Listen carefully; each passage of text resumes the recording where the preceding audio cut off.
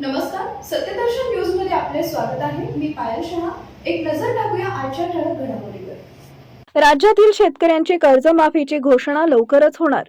राज्य सरकार शेतकऱ्यांच्या कर्जमाफीचा निर्णय या वर्षाच्या 30 जून पर्यंत कर्जमाफी घेईल अशी माहिती कृषी मंत्री दत्तात्रय भरणे यांनी दिली आहे। शेतकऱ्यांच्या कर्जमाफी लागू करण्यासाठी सरकारकडून समिती स्थापन करण्यात आली। कर्जमाफीच्या बाबतीत परदेशी यांच्या अध्यक्षतेखाली एक समिती स्थापन केली होती। एप्रिल महिन्याच्या पहिल्या आठवड्यात कर्जमाफी संदर्भातला रिपोर्ट येईल।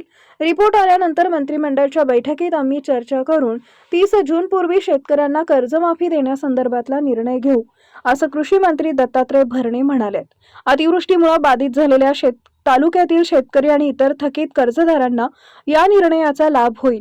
राज्यातील कर्जमाफीच्या नव्या निर्णयामुळे सुमारे 24 ते 25 लाख शेतकऱ्यांना दिलासा मिळण्याची शक्यता आहे।